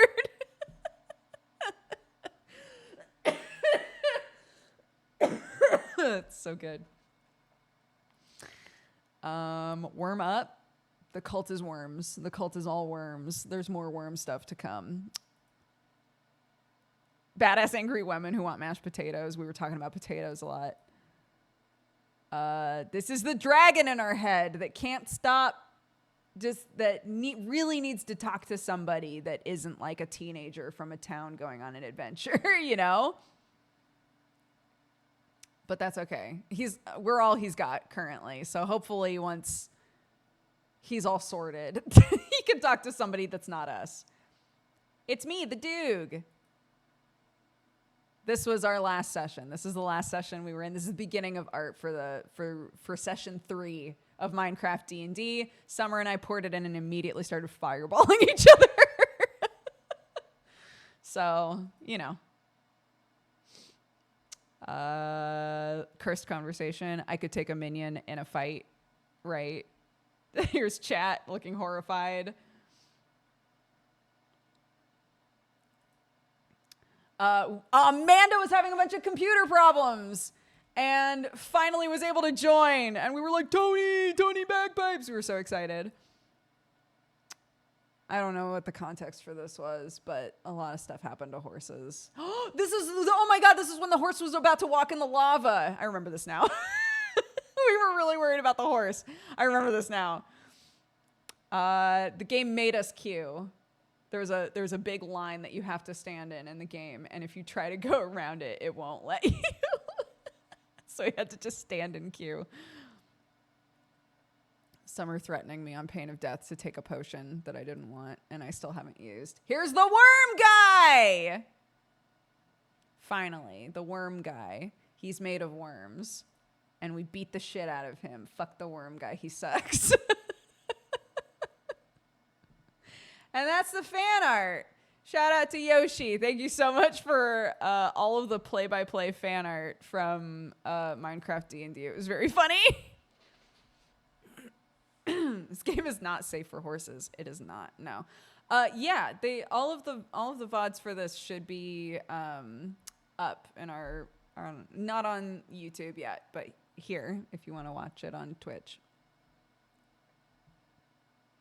And I think both Bree and I have streamed all 3 sessions, but just us.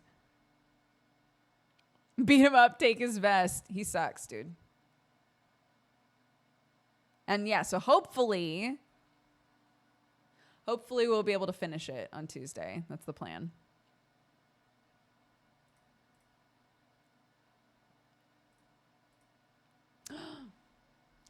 Donut. Pizza. Oh, wait. Pizza. There we go.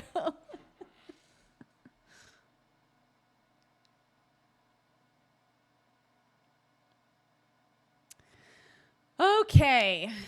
Shall we wrap up for today? Thank you all so much for watching. We've got Sunforge tonight. Again, if you wanna partake in our weird Halloween game, everybody is showing up dressed as a class and subclass. We weren't allowed to spend more than $10. Sam and I decided to spend exactly $0 on ours. So if you want, I think on the Discord, Joe has a little sheet that you can fill out to try and guess what we're all going to be. You can see if you're right. It should be funny.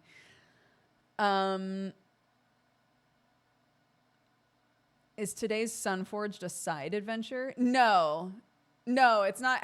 The actual session isn't Halloween themed. Just how we're dressing and like the mini game at the start is going to be Halloween themed. So yeah, if you're interested in that, come hang out. It's very fun. Joe's a fantastic DM. It's a good time. I'm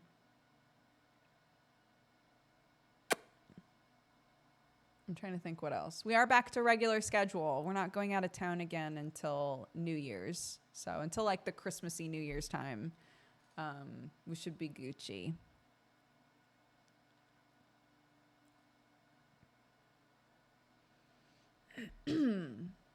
Alrighty. Let's read off our activity feed, and then I'm going to get going and hang out with my family for the next hour until Sam does trucks, until Sam plays with trucks.